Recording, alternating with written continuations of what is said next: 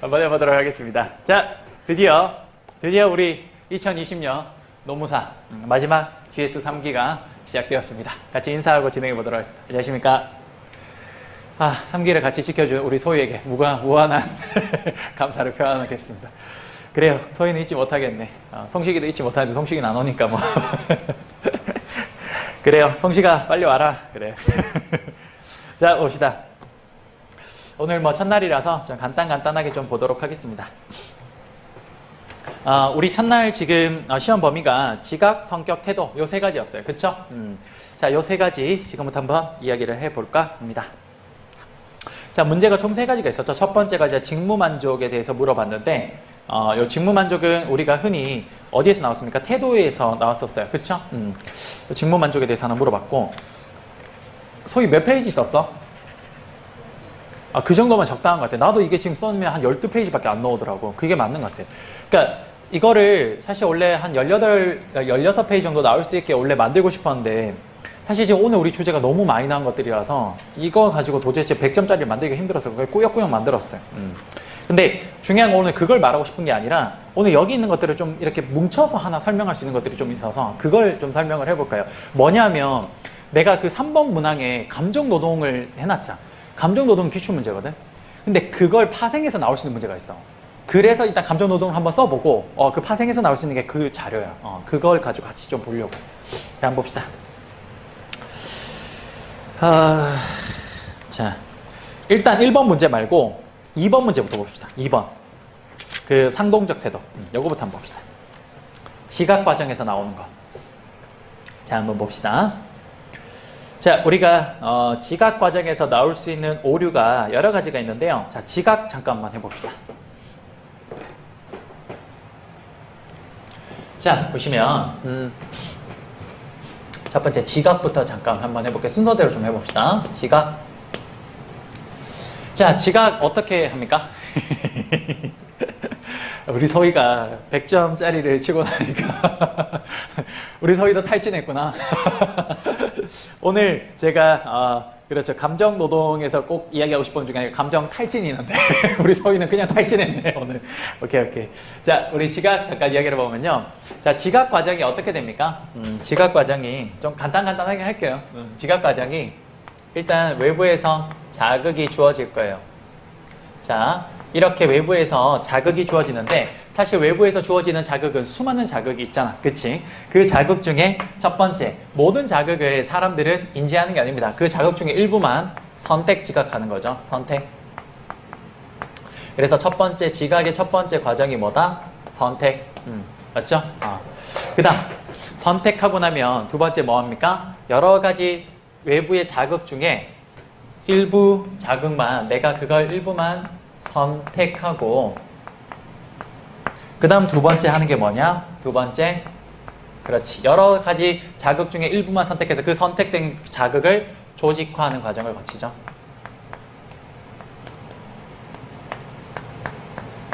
이 단계가 뭐? 이 단계가 조직화. 그 다음 마지막 뭡니까?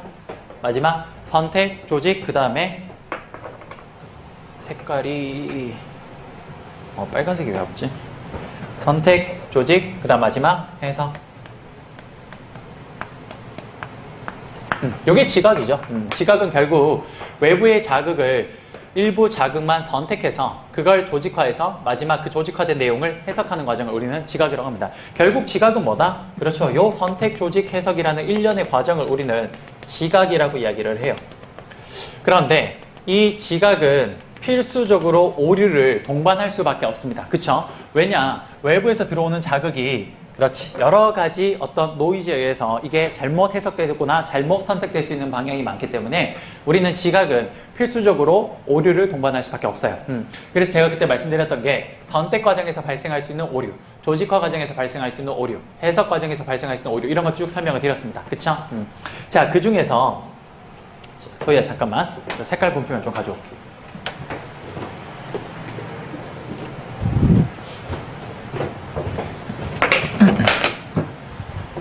자, 그 중에서 선택 과정에서 발생하는 오류 중에 대표적인 오류가 뭐냐? 바로 이 선택 과정에서 발생한 대표적인 오류 중에 하나가 상동적 오류. 상동적 뭐 오류 혹은 상동적 태도라고도 이야기를 합니다. 요거. 여기 영어로 뭡니까? 스테레오 타입. 다른 말로 하면 고정 관념이라고 하죠. 그렇죠? 요 상동적 오류. 결국 뭐냐? 우리가 지금 묻는 거는 요 두 번째 문제는 상동적 오류, 요거에 대해서 묻는 건데 결국 요게 언제 일어난다? 선택 과정에서 많이 일어납니다. 그렇죠? 그래서 요 상동적 오류에 대해서 한번 설명해 봐라 라고 이야기를 한 거죠. 자, 한번 볼게요. 첫 번째. 자, 상동적 오류. 자, 상동적 오류에 반드시 좀 들어갔으면 하는 키워드 중에 하나가 뭐냐? 첫 번째, 상동적 오류는 사람에 대해 경직된 편견, 편견을 가진 지각입니다. 이게 핵심어죠. 상동적 오류는 사람에 대한 경직된 편견을 가진 지각을 말하는데 대개 타인에 대한 평가를 그가 속한 사회적 집단에 대해 평소 가지고 있는 편견을 가지고 평가함으로써 발생하는 오류를 의미합니다. 예를 들어 뭐다? 정치인은 거짓말쟁이. 그 다음에 어느 종교는 사이비. 어느 종교? 진짜 적고 싶은 종교가 하나 있었는데 그냥 어느 종교는 사이비다. 뭐 이런 것들을 의미하는 거죠. 이게 뭐다? 고정관념. 상동적 오류. 오케이. 자, 제가 예전에는 상동적 오류에 대해서 그냥 요거의 긍정적인 측면이나 부정적인 측면 이것만 설명하라고 했는데 이번에 그 상동적 오류를 범하는 실종의 단계, 프로세스가 있습니다. 이게 교수님 책에 적혀 있어서 이것까지 이번에 답안으로 구성하면서 알려주고 싶어서 그냥 한번 이야기를 해봤어요. 자, 봅시다. 우리가 흔히 키 큰 사람은 싱겁다, 뚱뚱한 사람은 호탈하다 에서부터 성별, 국적, 인종, 종교 등으로 사람을 평가하는 말을 자주 듣는데 이 모두가 상동적 오류에 해당하는 것이다. 이러한 상동적 오류를 범하는 것도 다음에 나와 있네요. 이러한 상동적 오류를 범하는 과정은 다음과 같은 세 단계를 거친다는 겁니다. 볼게요. 첫 번째, 이게 어디 나오냐면요. 소희는 이 책이 없지. 임창희 교수님 책에 이게 나와.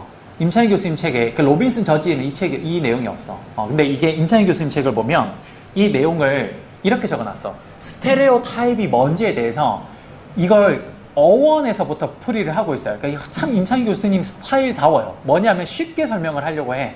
그러니까 뭐냐면 스테레오 타입에서 이 스테레오라는 말 자체가 뭐냐? 동판이래. 동판. 동판이 뭐예요? 그냥 우리 그 옛날에 이렇게 복사할 때 그 밑에 있는 판. 그걸 동판이라고 하는데 결국 그거랑 똑같이 이제 그걸 이렇게 동판이 있으면 거기다 이렇게 쭉 찍어내면 계속 똑같이 찍어낼 수 있잖아. 그치? 바로 이 동판을 우리가 스테레오라고 하는데 이 동판이 뭐냐?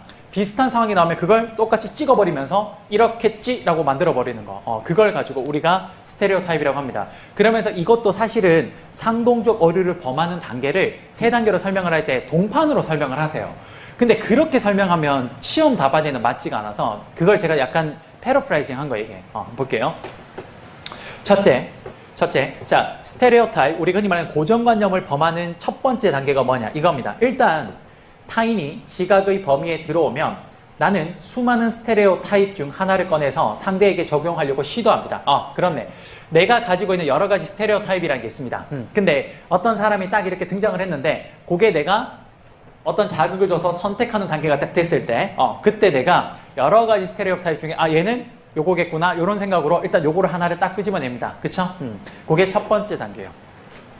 그 다음 두 번째, 꺼낸 스테레오 타입과 상대방의 외부적 특성들을 연결해서 공통의 특성을 찾아내려고 합니다. 내가 요 끄집어낸 게 요게 저 친구의 어떤 특성과 요게 일치하니까 요게 바로 요 친구의 스테레오 타입이라고 딱 내가 맞추려고 공통의 특성을 찾아냅니다. 그 다음 세 번째, 상대방에게 스테레오 타입을 최종 적용해서 그 사람을 뭐다? 이제 이렇게 바라보는 거죠. 대표적인 게 뭐가 있습니까? 이런 거죠. 저 같은 사람을 많은 사람들이 어떻게 스테레오 타입으로 보냐? 저는 이제 촌놈 출신이잖아요. countryman. 그래서 제가 이제 경상도 사람이다 보니까 저는 특히나 이제 경상도 억양이 딱 나오니까 이제 만나면 사람들이 당연히 뭐 경상도 출신이시죠? 이렇게 얘기를 하죠. 그러면 이제 그거가 이제 딱 그거죠. 저라는 사람이 딱 등장을 하면 자극을 딱 주잖아. 내가 예를 들어서 소희한테 내가 딱 등장을 했어. 내가 소희한테 자극을 줘. 그럼 소희가 어떻게 하냐? 내가 딱 등장하자마자 억양을 딱 드는 억양이라는 그 말의 억양이라는 자극을 딱 받자마자 소희의 수많은 스테레오타입 중에 경상도 스테레오타입을 딱 꺼내. 그게 첫 번째 단계야. 그 다음 두 번째, 경상도 스테레오타입이 소위가 살아오면서 경험을 통해서 그 스테레오타입을 가지고 있을까요? 그게 뭐냐? 대표적으로 내가 경상도 사람들을 쭉 만나보니까 그 경상도 사람들은 좀 무식하더라. 그 다음에 성질이 불같더라. 뭐 이런 거. 그런 여러 가지 스테레오타입을 딱 그 경상도 스테레오타입 그걸 가지고 있을 거야. 그럼 이제 두 번째 뭐 하냐? 그 스테레오타입과 저 선생님이 하는 거가 일치하는지를 이제 두 번째 보는 거지. 공통 특성을 이제 맞추려고 하는 거지. 그래서 괜히 난 아닌데 내가 예를 들어서 자 그다음 이거 그러니까 봐라 여기 스테레오타입에 성질 급한 거 저기 나오네 그런 식으로 해서 이걸 맞추죠. 그쵸? 그리고 난 이제 그거를 연결시켜서 최종적으로 저 선생님 확실히 경상도 스타일이라서 성질 급하네 이렇게 되는 거죠. 요 세 단계를 거친다라는 아시겠죠? 이건 다른 책에는 안 나오고 임창희 교수님 책에만 나와요. 한번 그냥 적어놓으면 좋지 않을까 싶어요. 하나 결정해 놓으면 좋겠습니다. 됐어요. 이게 바로 스테레오타입을 사람들이 지각하는 단계에 대해서 설명을 했고요. 세 번째, 상동적 오류의 긍정적인 효과, 부정적인 효과인데, 자 봅시다. 스테레오타입의 가장 중요한 긍정적 효과가 뭡니까? 이게 제일 핵심이지. 이 단어가 들어가야 돼. 뭐? 뭐라고? 그렇지. 시간이 부족하거나 혹은 더 이상 이 사람을 뭔가 평가하거나 판단할 수 있는 정보가 더 이상 내가 수집할 수 없을 때, 그때 굉장히 스테레오타입을 통해서 이 사람을 합리적으로 내가 평가를 하면서 효율적으로 내가 이걸 할 수가 있다는 거죠. 그게 핵심이야. 그게 나와야 돼. 긍정적인 거에는. 그러니까 무슨 말이냐면 스테레오타입 고정관념은 꼭 나쁜 건 아니라는 거죠. 나쁘긴 한데 근데 그게 이런 제한적인 환경 하에서는 그렇지 긍정적으로 적용될 수가 있다는 겁니다. 하지만 그런 제한적 환경이 아닌 하에서는 이런 문제가 된다는 겁니다. 그래서 제가 지금 뭐라 적어놨냐 이렇게 적혀있죠. 부정적 효과에 보면 상동적 오류는 제한적인 상황에서는 충분히 효율성을 높일 수 있는 효과가 있으나 그렇지만 이게 이런 상황이 아닐 때는 뭐다? 문제가 됩니다. 무조건 문제가 돼요. 뭐 우리나라 사람들뿐만 아니라 많은 아시아 사람들이 흑인에 대한 안 좋은 점들이 많죠. 흑인에 대한 이 고정관념이. 아직도 기억이 나는 게 옛날에 소희도 이제 우리 같은 시대의 사람이니까 그 옛날에 미녀들의 수다라는 거 있었거든. 거기에 그 어떤 여자 둘이가 전부 다 어디 출신이냐면 남아프리카 공화국 출신이야. 남아공, 아프리카. 근데 아프리카인데 남아공은 제가 그때 이야기한 것처럼 백인이 은근 많거든. 근데 그 중에 한 명은 백인이고 한 명은 흑인이야. 근데 참 웃긴 게 흑인 친구가 그때 미녀들의 수다에서 자기가 한국에 와서 흑인으로서 차별받았던 거에 대해서 막 이야기를 하면서 울면서 이야기를 했거든. 그러면서 뭐라 그랬냐면 저 여자애도 나랑 똑같이 남아공 아프리카에서 왔다고. 근데 쟤는 백인이라서 한국 와서 우대받고 나는 흑인이라고 막 뭐라 한다고 사람들이. 그 나보고 막 냄새 난다고 하고 더럽다고 하고 심지어 나 택시 탔을 때는 택시기사가 재수없다고 들여나가라고 한 적도 있다고. 그런 얘기를 하는 거야. 그러니까 그게 뭐냐? 다 고정관념이죠. 그쵸? 그러니까 고정관념은 아주 제한적으로 상황이 여건이 허락하지 않거나 그 정보가 굉장히 제한적일 때 그럴 때는 고정관념이 효율적으로 사용될 수 있으나 하지만 일반적으로 고정관념은 그렇지 여러 가지 편견과 차별에서 문제점의 근원이 될 수 있다. 그 내용을 적으시면 될 것 같아요. 됐죠? 자, 긍정적인 것보다 상동적 오류, 고정관념은 부정적인 내용들이 더 많으니까 이제 그걸 감소하기 위해서 어떻게 해야 되냐? 그런 방법은 뒤쪽에 보시면 첫 번째, 두 번째, 세 번째, 네 번째 쭉 적혀 있습니다. 확인 한번 해보시면 될 것 같아요. 이거. 별로 어려운 내용 아니었습니다. 이제 인사논문관리도 오늘 수업을 했지만 제가 이제 오늘 인사논문관리 때 사실은 그 포맷이 딱 이제 그런 형태로 내겠다라고 만든 거예요. 뭐냐면 인사논문관리뿐만 아니라 경영조직, 이게 경영조직은 원래 그렇게 똑같이 내고 싶었는데 이게 내용이 너무 적어서 그렇게 못했는데 문제를 세 가지 스타일로 낼 거예요. 뭐냐면 내가 이제 여러분들이 어쨌든 시험에 나올 수 있을 법한 상황에서 최대한 트레이닝을 시켜야 되기 때문에 세 가지 문제 스타일로 낼 거야. 거의 대부분. 중간중간에 좀 바꿀 수도 있을 것 같긴 한데 어쨌든 세 가지 스타일인데 크게는 첫 번째는 이런 거. 내가 오늘도 그 인사논문관리 첫 번째 문제 보면 그거는 50점짜리로 약간 논문형처럼 써내게 만드는 거. 그러니까 전반적으로 처음에 들어가면서부터 맺은말 때까지 이 논리 구성을 제대로 쫙 써서 이렇게 만드는 그런 문제 스타일 하나 만들 거예요. 무조건. 그거 하나 만들고 싶고 두 번째는 아까 오늘 두 번째도 우리 보면 그 오늘 우리 2번 문제가 뭐였지? 인사논문관리. 뭐라고? MB, 그렇지. 그런 거. 딱 그 개념 한 개만 딱 묻는 거. 그 개념만 묻는 문제도 한번 낼 거예요. 그러니까 그거는 이제 개별 개념을 얼마나 친구들이 공부했는지를 확인하고 싶은 거야. 그러니까 기본적으로 2번 문제, 개별 개념 문제가 머릿속에 다 들어와 있어야 1번 문제도 가능하거든. 그걸 모르고는 1번 문제 못 써내니까. 그래서 개별 개념 문제도 반드시 하나 나올 거야. 어디에서 나올지 몰라. 근데 그걸 낼 거야. 그러니까 그 개별 개념 문제가 다 됐다는 전제하에서 1번 문제처럼 완성형 논문형 문제 같은 거 다 하나 풀어낼 수 있을 거야. 그러니까 요거 두 개. 요게 이제 사실은 제일 뭐 기본적인 형태고, 그 다음에 3번은 소위 말하는 이제 브리타성 문제들. 그래서 지금 오늘처럼 사례형 문제나 혹은 아예 새로운 개념. 그러니까 우리가 지금 교수님들 웬만한 유명한 그 기본서라고 불려지는 거기 내용이 아닌 것들. 그런 것들을 한번 가져와서도 한번 해볼 거예요. 예. 그러니까 그런 거나 아니면 그 내용인데도 뭐라 그래야 되냐면 약간 지금 오늘처럼 이렇게 사례형 같은 거. 그런 식으로. 문제 스타일은 그렇게 3개 가져갈 거예요. 그렇게 해서 공부를 하면 시험 현장도 아마 그 중에 분명히 그런 형태로 나올 거예요. 그러니까 대비가 될 거야. 그러니까 지금 요 2번 문제가 뭐냐면 딱 그 문제. 중간에 개념 문제. 2번 문제를 항상 이렇게 좀 가져갈까 싶어요. 내 생각은 지금. 그래서 요 2번 문제. 그러니까 요거 지금 그 경영조직론도 최대한 거기 맞춘 거야. 2번 문제가 지금 상동적으로 딱 그 개념만 물은 거고, 1번은 이제 50점짜리 문제로 좀 길게 좀 적으라고 말한 거고, 마지막 3번째 감정노동. 그게 이제 내가 오늘 추가로 좀 설명하고 싶은 거야. 이게 시사성이 있거나 이런 것들. 그렇게. 오케이? 좋아요. 자, 이게 첫 번째 문제 봤습니다. 그 다음 두 번째. 문제 1번으로 올게요. 직무만족 한번 봅시다.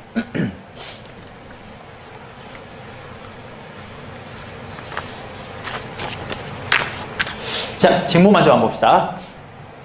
이건 뭐 잘 썼겠지, 소희가. 소희는 뭐 1등이니까 우리 반에. 자, 한번 봅시다. 사실 이거는 좀 되게 문제가 너무 정형화되어 있어서 이대로만 써주면 되죠. 묻고 싶은 걸 다 이 위에 적어놨기 때문에. 한번 봅시다.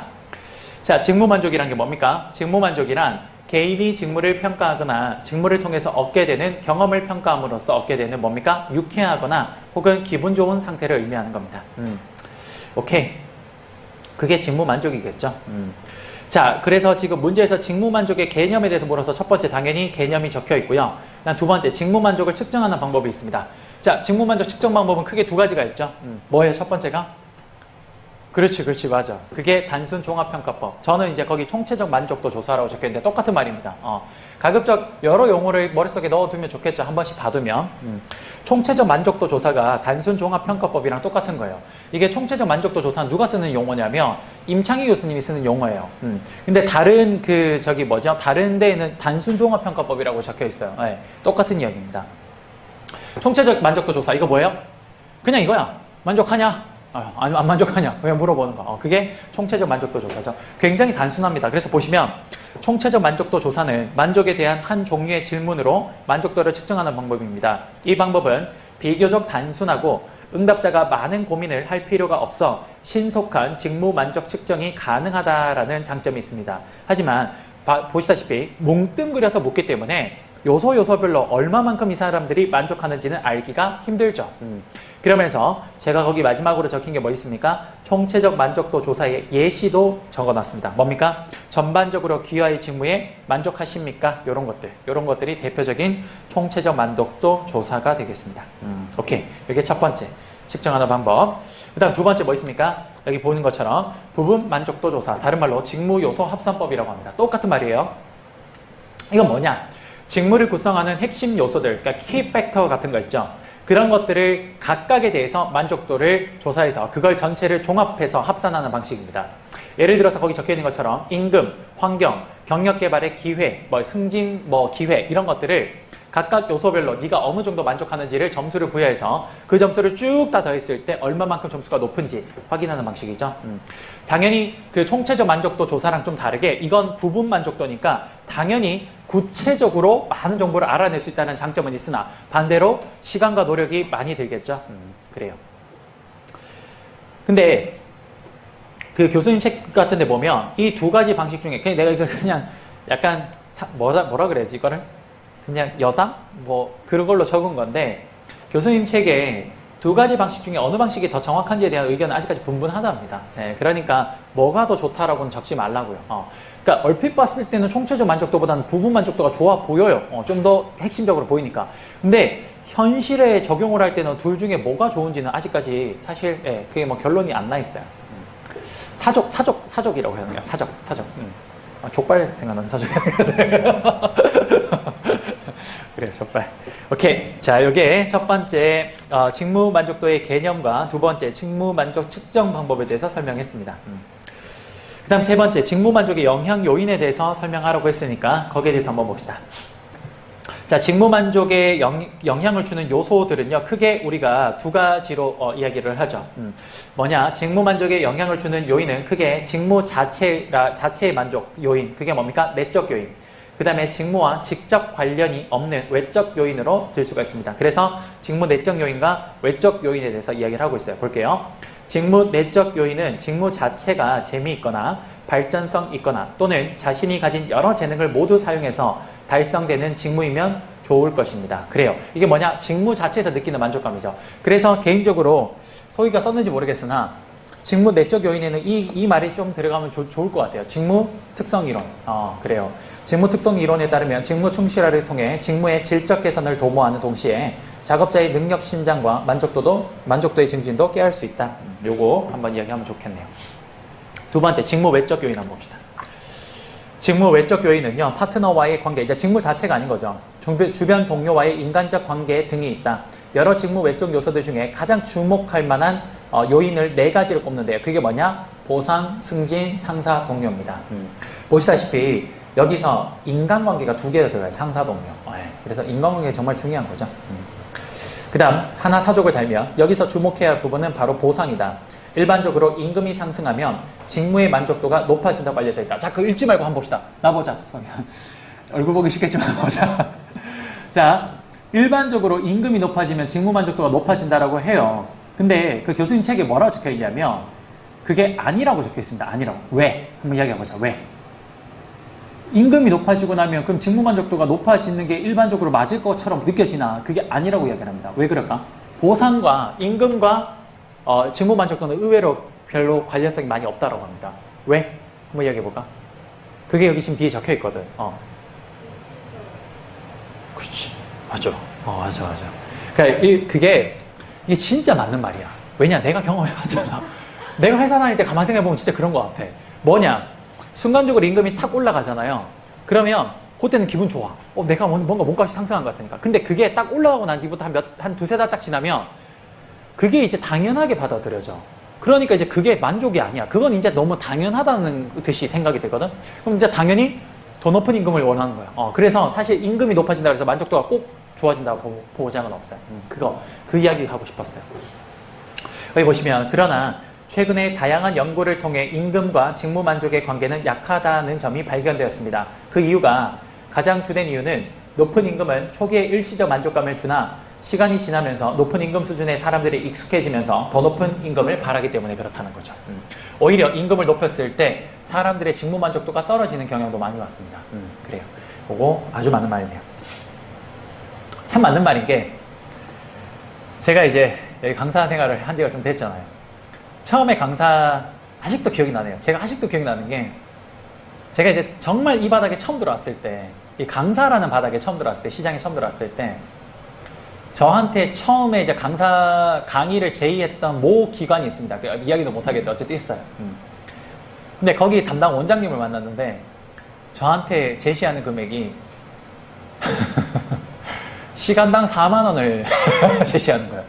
그래서 제가 그때 이야기했거든요. 과외해도 이것보다 더 많이 받겠다고 내가.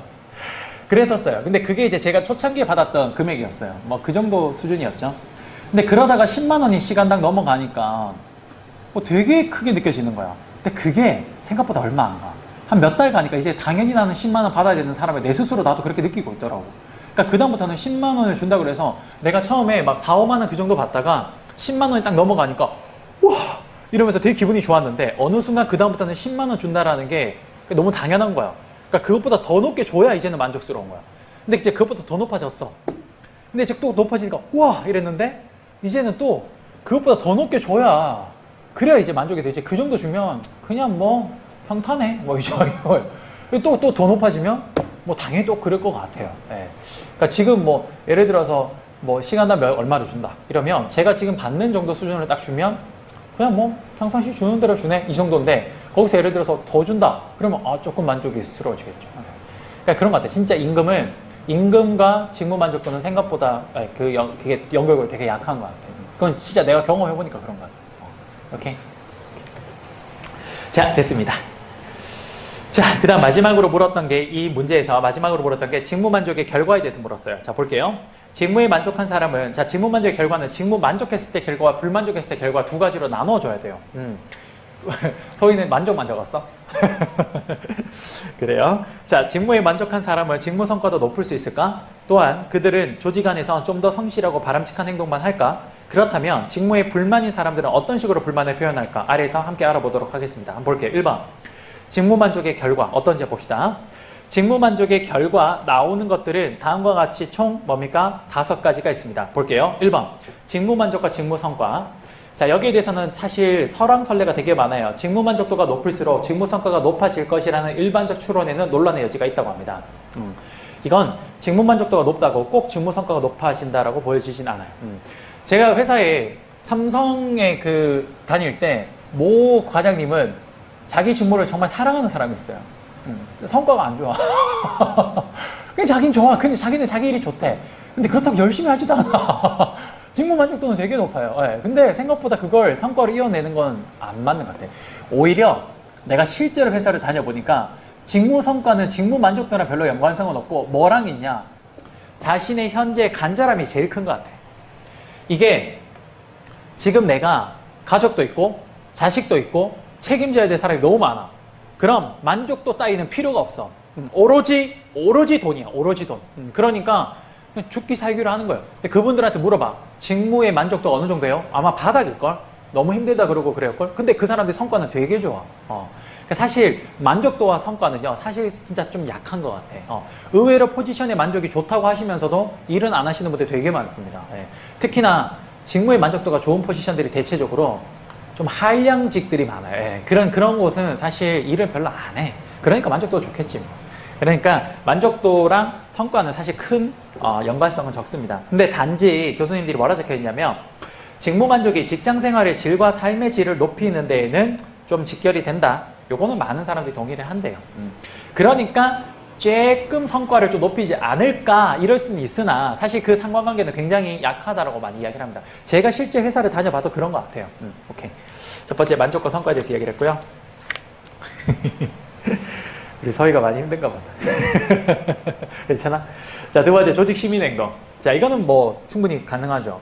조직 시민행동이란 의무적인 일도 아니고 보상도 없지만 자신이 속한 조직의 발전을 위해서 구성원이 자발적으로 수행하는 부차적 행동을 의미합니다. 특히 만족한 사원은 회사를 긍정적으로 생각을 해서 더욱더 조직 시민행동을 잘 하겠죠. 그래서 조직 시민행동은 직무 만족과 굉장히 좀 큰 연관성이 있다라고 이야기를 합니다. 그래요. 확실히 자기 포지션을 괜찮게 느낀다고 생각하는 사람들은 회사를 위해서 좀 열심히 회사를 위해서가 아니라 회사에 누가 되지 않게 행동하는 케이스를 좀 많이 본 것 같긴 해요. 왜냐면 내가 여기 만족스러우니까 이 회사에 어쨌든 누가 되지 않게 나가서 침을 뱉지 말아야지 뭐 이런 정도는 되는 것 같아요. 그 다음 제가 가장 웃겼던 게 그거였어요. 제가 아는 차장님 한 분은 삼성을 너무 사랑하시는 분이 계세요. 그분은 사실 웬만하면 신입사원 아니고는 회사 배지 잘 안 달고 다니거든요. 쪽팔린다고. 근데 그분은 진짜 1년 365일 배지를 차고 다니세요. 삼성 배지를요. 근데 그분은 삼성 배지를 타고 있을 때는요. 지하철에서 앉지도 않아. 삼성맨은 항상 솔선수범해야 된다고. 지하철에서 앉지도 않아. 자리가 있으면 앉아도 될 텐데 사람이 다 비어있으면 앉아도 되잖아. 근데 언제 어떤 사람이 올지 모르니까 삼성맨은 그런 거에 절대 굴하지 않는다면서 난 앉지 않는다. 난 왜 그렇게 사는지 모르겠어 진짜로. 내가 곧 잘릴 것 같은데 어쨌든 그래요. 예. 좀 심하신 분도 있죠. 그분은 보면 그렇다고 성과가 좋냐? 성과는 별로 그렇게 좋지 않아요. 근데 어쨌든 그러니까 그 조직 성과는 확실히 개인 성향인 것 같아. 개인이 얼마나 절실하냐, 또 개인의 능력이 얼마나 되냐, 이게 오히려 조직 성과랑 더 그게 연관성이 있겠지. 만족도랑은 좀 다른 것 같아요. 세 번째 고객 만족도. 여기 이따가 좀 이따 할 거예요. 오늘 우리가 지금 제가 나눠드린 그 자료가 사실은 여기 지금 있는 내용 중에 상당 부분이 함께 이렇게 오늘 이 문제가 사실 1, 2, 3번이 이렇게 2번 빼고 1번과 3번이 이렇게 하나의 덩어리를 만들 수가 있어요. 예, 그래서 이거를 짬뽕 문제로 한번 낼 수 있지 않을까 싶어서 그래서 지금 가져온 거거든요. 고객 만족도. 이것도 지금 이따가 나올 겁니다. 자, 일반적으로 만족도가 높으면 고객 응대가 좋아 고객 만족도는 상승할 가능성이 높다. 하지만 고객 만족은 여러 요소의 영향을 받으므로 꼭 직무 만족이 고객 만족이라고 할 수는 없다. 이야기를 하죠. 결근율. 만족한 사원이 많을수록 결근율이 하락할 것이라는 추론은 어렵지 않지만 실증 분석에서는 명확하게 입증된 논문이 많지 않다. 자, 실제로 결근율은요. 예를 들어서 이렇게 한번 봅시다. 거기도 밑에 잘 적혀 있지만 예를 들어서 직무 만족이 안 돼. 그래서 아씨 짜증나 라고 하면서 결근을 많이 한다? 있을 수가 없을걸? 왜? 지금처럼 이렇게 불안한 환경에서는 일자리를 지금 차고 있는 것만 해도 엄청난 능력인데 거기서 만약 그런 식으로 행동했다? 그러면 회사는 이때다 싶어서 잘라버리겠지. 그러니까 아마 절대 그거는 좀 뭐라 그래야 될까? 연관성이 높다고 보여지지 않습니다. 가장 큰 거 이직률은 뭐 당연히 공통적으로 연구 결과에서 나오죠. 자, 여기서 이제 하나 더 적어야 되는 게 불만족도 적어야 돼요. 그러니까 반드시 불만족도 적어야 됩니다. 직무 만족을 했을 때는 이렇게 나오지만 불만족은 당연히 적혀 있어야 돼요. 왜냐하면 모든 책이 직무 만족에 대해서 만족의 결과와 불만족의 결과를 동시에 서술하고 있어요. 그 소희가 보고 있는 책에는 없나? 적혀 있지. 거기다. 그래. 그게 같이 있어야 돼. 항상. 왜냐하면 특히 직무 불만족의 결과는 크게 4가지 유형으로 쓰면 여기저거나 이탈, 태만, 발언, 충성. 이거는 진짜 모든 교과서 공이 다 하고 있는 거라서 그래서 같이 적혀 있어야 돼요. 알겠지? 요것도 기억해야 되고. 그러니까 물론 지금 이탈, 태만, 발언, 충성이 이게 지금은 세로축으로 파괴적, 건설적, 그 다음에 가로축으로 적극적, 소극적인데 이걸 뒤집어서 하는 데도 많아요. 세로축이 적극적, 소극적, 가로축이 파괴적, 건설적. 그러니까 그거는 뭐 하기 나름이지. 봅시다. 직무 불만족의 결과는 크게 4가지 행동 유형으로 나뉘고 그리고 기타 유형도 몇 가지 있습니다. 사실 이 기타 유형을 어떤 교과서에서는 이 4가지에다가 집어넣는 경우도 많아요. 근데 저는 이제 수업을 임창희 교수님 책으로 했다 보니 그 교수님 책은 이 4가지 유형 플러스 몇 가지가 더 있다라고 따로 적어놨어요. 자, 볼게요. 첫 번째, 직무 불만족했을 때 첫 번째 이탈할 수 있습니다. 뭡니까? 이는 조직을 떠나려는 행동으로 새로운 지위를 찾거나 사임하는 것을 의미하죠. 두 번째, 건의. 요것도 할 수 있습니다. 이게 뭡니까? 다른 말로 발언입니다. 거기 적혀있는 발언. 자, 그게 뭡니까? 이는 상사나 노조의 상황의 개선을 위해 문제를 제기하고 항의하는 등 건설적이고 능동적인 시도를 의미합니다. 세 번째, 순종. 이게 거기 위에 적혀있는 충성이에요. 충성. 이는 수동적이지만 낙관적으로 상황이 개선되기를 기다리는 것으로서 외부의 비판에도 불구하고 조직과 경영진에 대한 신뢰를 가지고 있는 겁니다. 마지막 4번째, 무시가 있습니다. 이는 상황이 악화되는 것을 수동적인 태도로 허용하는 행위로서 상습적으로 결근이나 지각을 하고 직무 수행 시 노력하지 않으며 실수가 많아지는 경우를 의미합니다. 자, 이 4가지가 대표적인 방식이죠. 근데 이걸 여기에 플러스 이제 임창희 교수님은 2가지를 더 적어놨어요. 그러니까 이거는 가장 일반적으로 기업 형태에서 나타나는 형태고 이게 생산직은 밑에 있는 5번째가 나타납니다. 반생산적 행동. 이건 생산직의 한정에서 나타난다고 이야기를 해요. 뭐냐? 절도, 게으름, 위협행위, 협조 거부 등의 행동으로 조직 목표에 반하는 행동을 통해서 기업의 생산성을 확 떨어뜨리는 것. 요거. 6번째, 직장 불행. 이거 뭡니까? 직장에서 상호 간 배려를 위한 규범을 무시하거나 오만, 불친절, 비윤리적 행동을 하는 것으로 반생산적 행동보다는 상대적으로 고의성은 약하고 간접적인 행동입니다. 이걸 이제 아까 적혀있던 이탈 그런 쪽으로 넣을 수가 있어요. 넣어도 상관없는데 임창희 교수님은 이 4가지 플러스 2가지를 더 적고 있어서 총 6가지로 한번 이야기해봤습니다. 됐어요? 이렇게. 자, 됐고요. 그 다음 마지막 3번 문제 한번 봅시다. 자, 감정노동. 시의성 있는 문제가 나온다면 이런 문제가 되지 않을까 싶은데 지금 감정노동은 대한민국의 큰 이슈거리는 아니라서 그래서 감정노동 말고 오늘 나중에 여기에 지금 하나 더 나올 게 있어요. 그게 만약에 나온다면 나오지 않을까 싶어요. 그냥 찍는다면. 봅시다. 어이씨. 이거 택도 없다. 1시간, 나는 1시간, 이거 40분 만에 어떻게 해? 택도 없는 것 같은데. 어쨌든 해봅시다. 자, 감정노동. 자, 문제는 감정노동의 개념과 중요성에 대해서 적으라고 했기 때문에 반드시 2가지가 다 들어가야 됩니다. 볼게요. 감정노동의 개념. 감정노동이란 직무상 발생하는 대인 간의 상호작용에서 자신의 감정이 아닌 조직 차원에서 바람직하게 여겨지는 감정을 표현하는 것을 뜻하는 겁니다. 직무 수행 시 종업원들은 자신의 감정을 있는 그대로 드러낼 수가 없죠. 그렇죠. 이건 저는 많이 했어요. 저는 그냥 있는 그대로 드러냈어요. 그래서 잘렸어요. 나르시라는 상사인 줄 알면서 그의 눈앞에서는 좋은 감정을 드러내야 하는데 이러한 거칠의 행동은 당사자에게 정서적 고갈을 초래하게 되는데 이를 감정 노동이라고 합니다. 자, 감정 노동의 개념은 이거예요. 근데 감정 노동이 점점 심해지면 오늘 우리 받았는 여기에 있는 감정 소진이라는 게 나옵니다. 예, 그러니까 이게 이제 한 단계 더 들어간 거예요. 여기에서. 예, 여기에서. 자, 감정 노동의 개념을 방금 봤죠? 그러면 오른쪽으로 지금 잠깐 와서 우리 같이 여기 있는 거 한번 볼게요. 감정 소진 한번 봅시다. 감정 소진은요, 조직의 과도한 직무 요구로 인해 근로자의 감정적, 신체적 자원이 과다하게 사용되어 고갈되었다고 느끼는 상태로 뭐다? 직무 탈진감의 한 차원이라고 볼 수 있습니다. 내가 이제 감정 노동이 심해지다가 결국 어떻게 되는 겁니까? 그렇지. 내 모든 감정을 탈진해버리는 상태. 이게 감정 소진이라고 이야기를 하는 겁니다. 그쵸?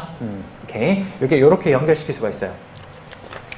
자, 그 뒤쪽에 한 장 넘겨보면, 거기 보시면, 줄 한번 꺼볼게요. 자, 이렇게 볼 수 있습니다. 거기 첫 번째 줄 끝에 보시면, 2007 적혀 있는 거 오른쪽에, 스트레스의 한 유형으로, 자, 이 감정 소진이라는 게 스트레스의 한 유형으로, 스트레스보다 구체적이고 한정적인 개념으로 스트레스에 대응하는 능력이 상실된 상태로 원래 상태로 회복되는 것이 쉽진 않습니다. 우리가 지금 제가 이거 왜 해놨냐면, 자, 봐봐. 우리가 그 책에 보면 스트레스는 들어가 있어요. 그쵸? 그 스트레스의 한 유형으로 감정 소진 이걸 끄집어내서 이거 한 유형으로 문제를 만들어낼 수 있을 것 같아. 그래서 내가 지금 생각하는 건 이렇게 볼 수 있어. 뭐냐? 내가 정리를 좀 해왔는데, 자, 보세요. 우리가 지금 개인 차원에서 여러 가지 변수가 있잖아. 뭐 대표적으로 뭐 지각, 태도, 성격, 능력, 학습, 동기부여 이 6가지 말고도 몇 가지가 더 있잖아요. 그쵸? 뭐 예를 들어서 정서 이런 것도 있고 또 뭐 있습니까? 뭐 이 개인의 가치관 여러 가지가 있습니다. 근데 거기에서 이제 대표적인 정서가 있다면, 자, 이 정서에 대해서 이야기를 할 때, 이 개인의 정서에 대해서 이야기를 할 때 이 정서의 한 분야 중에 하나가 요 개인의 정서의 관리가 잘 되지 않았을 때 발생하는 스트레스라는 게 있어요. 그게 스트레스라는 게 있죠. 우리가 실제 시험 문제는 여기까지 나왔어요. 요 스트레스는 실제 시험 문제 한번 나왔어. 그쵸? 정서 안에 스트레스가 한번 나온 적은 있어요. 그쵸? 근데 지금 봐요. 스트레스 안에서 자, 이러한 스트레스의 한 종류가 뭐냐? 그게 지금 이야기했던 요 스트레스의 여러 가지 유형이 있는데 그 중에 하나의 유형이 지금 보는 바로 감정 소진입니다. 인간이 감정적으로 메말라지는 거예요. 그러면 자, 도식화를 한번 해보면 지금 이야기한 것처럼 개인이 여러 가지 일을 할 때 감정 노동이라는 것도 하나의 일 중에 하나입니다. 인간은 감정 노동도 해요. 근데 이 감정 노동이 점점 뭡니까? 심해지면 심해진다는 거 좀 그렇고 뭐랄까 이게 좀 계속 지속된다면 감정 노동이 지속된다면 인간은 감정 소진이라는 어떤 새로운 단계에 들어서게 됩니다. 이 감정 소진은 뭐다? 스트레스의 한 가지 유형이라는 거예요. 이 말 이해되십니까? 만약에 우리가 감정 노동은 기출 문제예요. 그러면 감정 노동이 이제 안 나올 거야, 분명히. 그러면 이거랑 비슷한 형태가 나온다면 감정 소진이라는 게 한번 나올 수 있을까요? 그러면 감정 소진을 실제 서술할 때 어떻게 해야 되냐? 감정 노동이 지속됐을 때 감정 소진이라는 게 발생할 수 있는데 근데 이 감정 소진은 스트레스의 하나의 유형이다라고 이야기 정리를 해줘야 돼요. 내 말 무슨 말인지 알겠죠? 오케이. 요거. 근데 여기서 또 하나 더 발전될 수 있어. 한번 볼게. 계속 논문 봅시다. 자, 원래 상태로 회복되는 것이 쉽지 않다. 그렇지. 스트레스가 적절하게 잘 관리가 됐을 때는 오히려 좋았으나 이건 뭐다? 이건 스트레스가 자, 이 감정 소진을 뭐랑 비슷하게 또 연결시킬 수 있냐면 우리 스트레스 관리할 때 보면 이런 게 있었어. 자, 여기에서 가로축이 스트레스 강도야.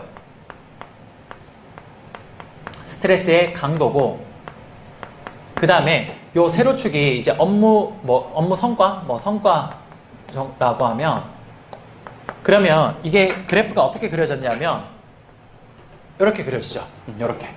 그러면서 이렇게 하면서 결국 스트레스는 적정하게 수준으로 유지가 됐을 때는 유익한 거고 오히려 그걸 넘어갔을 때는 뭐다?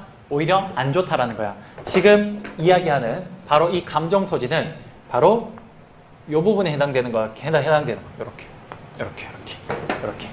이렇게 같이 연결이 돼야 돼. 오케이? 자, 됐습니까? 자, 그 다음 계속 볼게요. 쉽지 않다. 자, 그 밑에 볼게요. 거기 그 밑에 줄에 보시면 오른쪽 끝에 조직의 감정 표현 규칙을 준수하는 것은 과업의 효과성을 높이는 긍정적 효과를 갖지만 반면 근로자의 감정 소진을 유발할 수 있다. 자, 이게 무슨 말입니까? 자, 이게 조금 이따가 설명할 텐데, 자, 지금 요 내용을 본 상태에서 다시 답안지로 올게요. 다시 답안지 두 번째 보세요. 감정의 종류. 자, 여기서 한번 설명해 봅시다. 조직 생활을 하는 종업원들이 느끼는 감정은 크게 둘로 나눌 수 있다. 하나는 느끼는 그대로의 실제적 감정. 말 그대로 내가 지금 현재 느끼는 감정이에요. 그리고 다른 하나는 겉으로 내가 그걸 드러내는 전시적 감정입니다. 전시적 감정은 본능적 감정이 아니라 직무에 적합하게 체계적으로 분석되고 이성적으로 학습된 감정입니다. 그러므로 전시적 감정은 조직이 강제로 원하는 감정이라고 이야기할 수 있죠. 지금 요게 뭐냐? 방금 그 조직, 내가 줄 거 같은 거 논문에서. 거기 보면 조직의 감정 표현 규칙을 준수하는 게 뭡니까? 그렇지. 실제적 감정, 내가 실제적 감정이 있는데 그걸 조직에 맞는 전시적 감정으로 표현한다라는 거예요. 그쵸? 근데 그렇게 했을 때는 조직한테는 맞는 행동을 했기 때문에 효율성과 효과성에선 좋겠지. 근데 내 실제적 감정이 그게 똑같으면 상관이 없는데 실제적 감정이 전시적 감정과 달랐을 때 그때 뭐가 발생한다? 감정 노동이 발생하고 그게 지속되면 감정 소진이 이루어진다는 거. 오케이? 아, 그래. 그러면 감정 노동에서 우리는 두 가지를 다시 이야기할 수 있네. 감정 노동에서는 뭐? 실제적 감정과 그 다음 또 뭐가 있습니까? 전시적 감정이라는 게 있어요.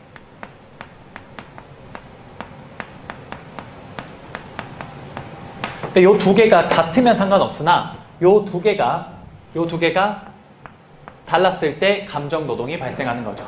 근데 이 두 개가 달랐을 때 감정 노동이 발생할 때 그게 너무 심해지면 감정 소진에 발생하는 겁니다. 감정 소진은 스트레스의 일부분, 하나의 유형이에요. 감정 소진은 결국 스트레스가 너무 심한 상태라 의미하는 거죠. 그러니까 회복도 불가능해요. 맞죠? 오케이. 자, 그 다음 잘 보세요. 여기서 이제 하나가 더 유추가 됩니다. 자, 뭐냐? 그 밑에 내려와 봐요. 아니 그거 말고 우리 논문. 논문. 약간 같이 왔다 갔다 좀 볼게요. 논문 보면 2번에 뭐라 적혀있어? 그렇지. 자, 봐봐. 지금처럼 이렇게 감정 소진이 계속 심해질 상황이 되면요. 인간은 이 상황을 어떻게든 타개하기 위해서 어찌 보면 인간이 이걸 본능적으로 자기가 생존하기 위해서 이 감정 소진에 어찌 보면 막 일종의 대응? 뭐 그걸로 뭐가 발생하냐? 탈인간화가 발생합니다. 이걸 지금 뭉뚱그려서 같이 하는 거예요. 왜냐? 나오면 이건 나왔으니까 나오면 이제 이런 것들이 스트레스에 연결해서 이렇게 나올 수도 있을 것 같아서 그래서 지금 한번 정리하는 거예요. 그걸 가장 잘 적어놓은 최근에 논문 중에 하나여서 그래서 가져온 거예요. 이걸 어떻게 연결해야 되는지 그걸 여기서 제가 설명하는 거니까 잘 보세요. 자, 탈인간화 한번 볼게요. 그 밑에 보세요. 아, 탈인간화, 탈인격화죠. 탈인격화.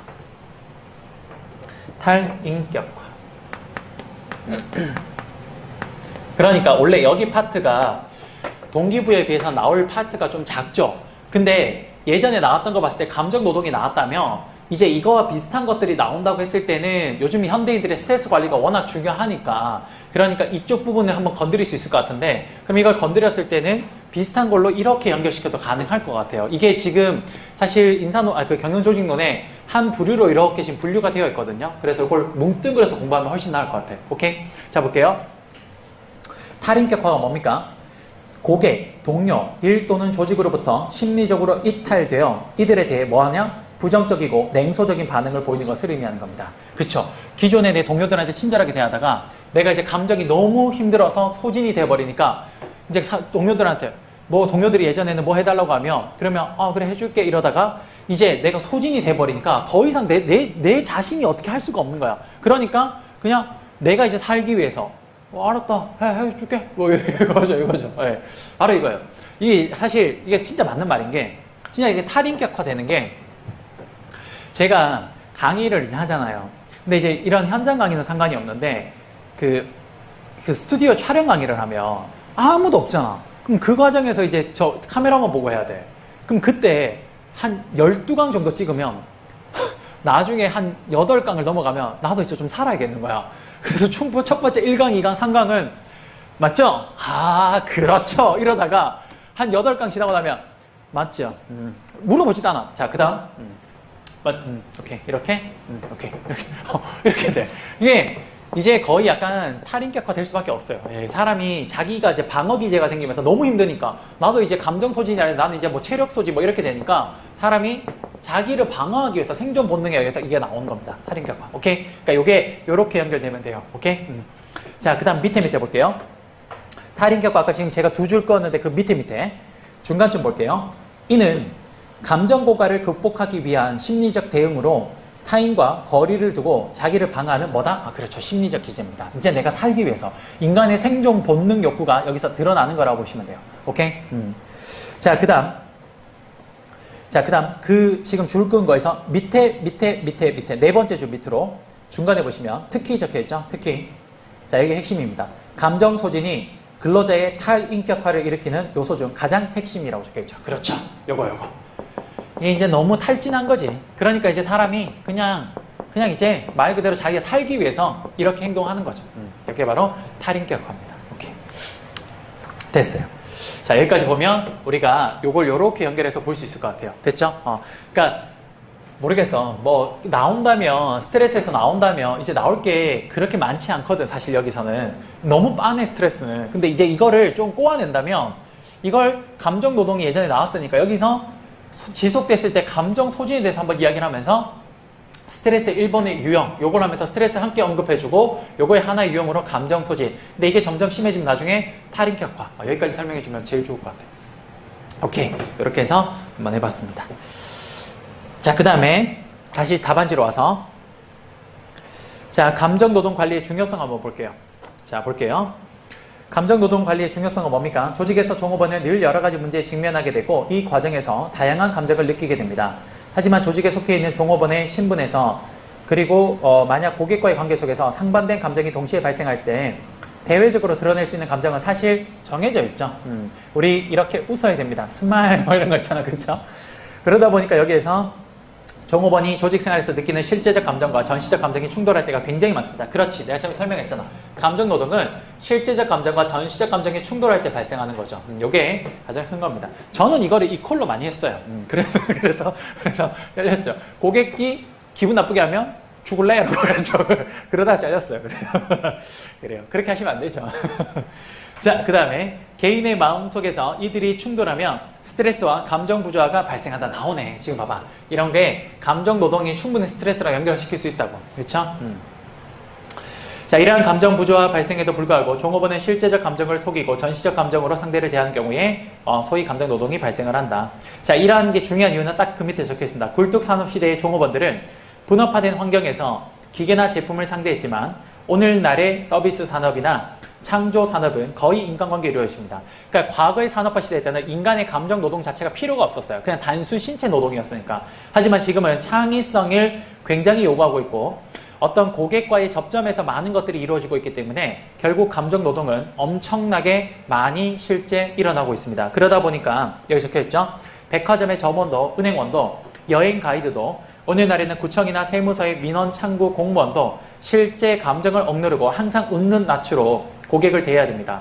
따라서 이러한 정서적 노동이 기업의 모든 직무와 관련되어 있으므로 종업원의 감정 노동을 잘 관리해야만이 결국 기업 목표를 효과적으로 달성할 수 있기 때문에 우리는 감정 노동을 잘 관리할 필요가 있다라는 거죠. 오케이? 자, 그 다음 마지막으로 감정 노동의 관리 방법 한번 볼게요.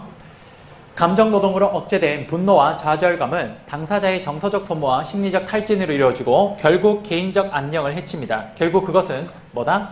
직무 성과와 직무 만족의 감소를 초래하여 조직에 해가 됩니다. 그러므로 조직은 종업원들로 하여금 이러한 감정 부조화에 덜 직면하도록 훈련시키고 지원하는 게 필요하다는 거죠. 그러면 이러한 감정 노동을 해결하는, 관리하는 방법에는 어떤 것들이 있냐? 볼게요. 밑에. 항공사 같은 고난이도 감정 노동 현장이라도 조직 지원만 있으면 정서 고갈에 미치는 영향은 매우 완화됩니다. 그 예가 뭐냐? 종업원들이 심한 감정 부조화를 느낄 때 이를 하소연할 수 있는 창구와 제도를 미리 마련하고 그들에게 이를 이용하도록 공고하는 관리가 필요합니다. 그치? 요즘에 그래서 회사마다 힐링 캠프 혹은 힐링 룸인가? 이런 게 있어요. 그게 다 뭐냐면 솔직히 말해서 말을 그런 식으로 돌려놓은 거지 다 정신과 상담하는데요. 삼성도 힐링 카운슬러인가? 하여튼 그런 게 적혀 있어요. 그게 뭐냐? 그냥 정신과 전문의가 상담해 주는 거예요. 근데 그걸 적혀 있는 정신과 전문의 상담제도 이러면 이 거부감이 있으니까 말을 좀 바꿔놓죠. 근데 이건 전부 다 정신과 전문의를 회사에서 갖다 놓고 언제든지 그거 관련해서 상담할 수 있고 토로할 수 있게 만들어줘요. 이게 뭐냐? 첫 번째, 이러한 감정 노동을 어느 정도 관리하기 위해서 첫 번째 뭐다? 기업 측에서는, 기업 측면에서는 제도적 차원으로 보완해줘야 된다. 그래서 이게 첫 번째. 그리고 이런 것들을 잘하고 있는 기업 중에 하나가 에듀윌이에요. 에듀윌.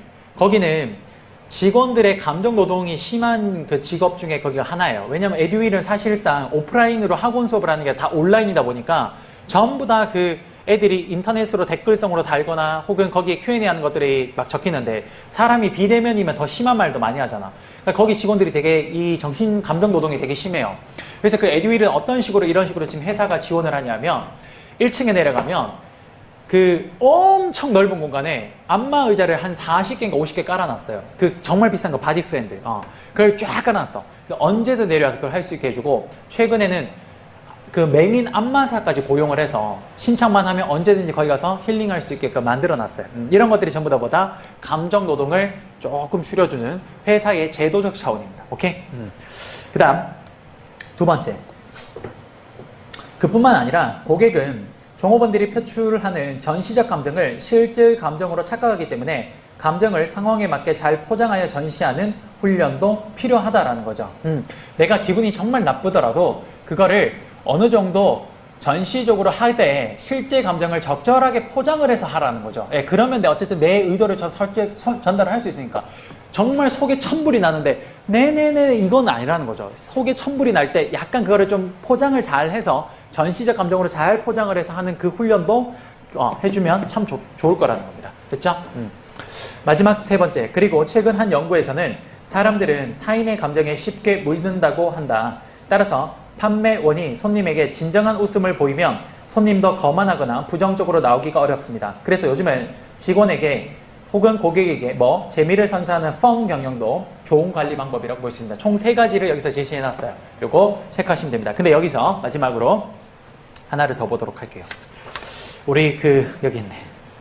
자, 지금 마지막에 적혀있는 최근에 한 연구에서 사람들은 타인의 감정에 쉽게 물든다고 한다. 이 적혀있는 거 있죠. 요 내용과 관련된 내용이 어디 있냐면 제가 지금 나눠드린 그 내용에 25페이지 상단. 자, 25페이지 상단 위쪽에서 네 번째 밑으로 내려옵시다. 자, 거기 보시면 즉 찾았어요? 오케이. 2015년 옆에 즉. 조직의 감정 표현 규칙에 맞는 감정 행위, 즉 심층 조절 행위를 하는 근로자는 자신의 내면의 감정을 변화시키므로 고객과의 상호작용 시 보다 진정한 감정으로 대하게 되므로 그에 따른 자신의 직무에 대한 만족감이 높고 여기 지금 하나 더 적자면 고객과의 만족도 함께 증가합니다. 한편 감정적 부조화를 겪는 표면 조절 행위를 하는 근로자는 자신이 거짓되고 위선적이라고 느끼므로 자긍심이 낮아지고 직무로부터의 소외 등 부적응을 겪게 된다. 아주 좋은 말입니다. 지금 제가 마지막에 적혀있는 그리고 최근 한 연구에서 이 연구가 바로 이거예요. 무슨 말이냐? 여기서 우리가 알아야 되겠습니다. 뭐냐? 자, 거기 줄을 끕시다. 심층 조절 행위라는 표현과 표면 조절 행위라는 표현을 좀 줄을 끕시다. 자, 이거예요. 심층 조절 행위는 뭐냐? 자, 우선 이거부터 합시다. 표면 조절 행위는 다른 말로 그냥 표면 행위라고도 해요. 심층 조절 행위를 다른 말로 심층 행위라고도 합니다. 이게 어디서 나온 말이냐? 심리학에서 나온 말이에요. 이 심리학이 여기 지금 나와서 근거가 된 건데, 자, 볼게. 우선 우리가 쉽게 이야기할 수 있는 거예요. 표면 행위. 이거 뭐냐? 종업원이 예를 들어서 아까 이야기한 것처럼 실제적 감정과 전시적 감정이 지금 서로 상반된 상황이야. 그때 이 사람은 어떻게? 표면적으로 자기의 내면 자체를 변화시키는 게 아니라 껍데기만 그냥 바꾸는 척 하는 거야. 그게 뭐다? 표면 조절 행위입니다. 그랬을 때는 분명히 나는 지금 기분이 나쁘고 안 좋은데 그런 척 하니까 그러니까 어떻게 되냐? 근로자, 그 종업원은 감정적 부조화를 겪죠. 그리고 자기가 나는 솔직히 이런 게 아닌데 이런 행동을 하니까 나는 위선자처럼 느낍니다. 그리고 뭔가 내가 화가 나는데도 그 화를 못 내니까 자긍심도 낮아져요. 표면적 조절행위가 뭐냐? 표면 조절행위가 바로 그걸 의미하는 겁니다. 오케이? 근데 심층 조절행위는 뭐냐? 이건 달라. 뭐냐? 내 내면의 실제적 감정을 스스로 컨트롤하는 거야. 그래서 지금 화가 나지만 그걸 내가 스스로 잘 컨트롤해서 실제적 감정과 전시적 감정을 최대한 맞출 수 있는 쪽으로 내가 스스로 조절하는 거예요. 그러면 나중에 내가 실제적 감정과 전시적 감정이 거의 일치하기 때문에 그 상황에서 내가 뭔가를 하게 되면 그럼 나는 내가 지금 그렇게 느끼니까 이렇게 행동하는 거야 라고 이야기를 하면서 그렇지 나는 위선자로 느끼거나 이런 직무의 만족도가 떨어지는 이런 행위가 없어진다는 거죠. 그게 위쪽에 있는 거야. 조직의 감정 표현 규칙에 맞는 감정 행위, 즉 심층 조절 행위를 하는 근로자는 자신 내면의 감정을 변화시켜서 고객과의 상호작용 시 보다 진정성 있게 대할 수 있다는 거지. 그러면 어떻게 된다? 그렇지. 고객의 만족도도 더 증가한다라는 거. 오케이? 그치. 요 내용이 너무 잘 적혀 있어요, 여기. 됐습니까? 오케이. 그러니까 지금 심층 조절 행위, 표면 조절 행위는 사실 이건 좀 용어 어렵지.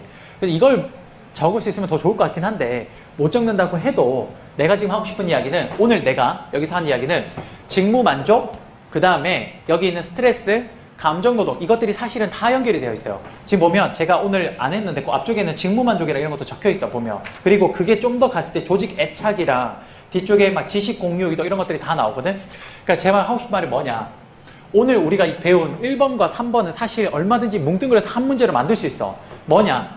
스트레스 이런 것들이 뭐다? 이런 것들이 감정 노동에 의해서 발생할 수 있고 이런 감정 노동이 지속했을 때는 감정 소진이라는 게 발생하는 거야. 근데 이 감정 소진은 뭡니까? 스트레스가 너무 심해진 상태라고 볼 수 있어. 일종의. 그쵸? 그랬을 때 감정 소진은 이제 거의 탈진한 거죠. 그러다 보면 사람들이 감정 소진에 생존하기 위해서 인간의 본능이 발휘되면서 탈인격화를 하게 됩니다. 그쵸? 이 과정들을 거치게 되는데 이런 것들이 잘 만약에 좀 뭡니까? 매니징이 된다면 얼마든지 직무 만족으로 연결될 수도 있을 거야. 그래서 이걸 좀 통밥으로 이렇게 기억했으면 좋겠어요. 오케이? 그래요. 이렇게 하면 그 내용들은 다 설명했습니다. 오케이, 여기까지 합시다. 시간 벌써 다 지났다. 오케이, 여기까지 합시다. 그래서 임팩트 있게 할게요. 자, 고생했고요. 오늘 준 요 논문을 집에 가서 꼭 한번 읽어보세요. 지금 제가 어떻게 연결하는지 여기서 다 설명을 했으니까 나머지 내용들만 조금 읽어보시면 될 것 같아요. 오케이? 그렇게 진행하도록 하겠습니다. 됐어요. 수고 많으셨고요. 다음 주는 나머지 거. 이제 뭐 남았지? 오늘 그 지각, 성격, 태도 했으니까 이제 뭐지? 학습, 능력, 동기부여. 이거 3개 할게요. 오케이? 다음 주는 빡빡하게 적을 수 있게 해줄게요. 고생하셨습니다. 다음 주에 뵙겠습니다. 네.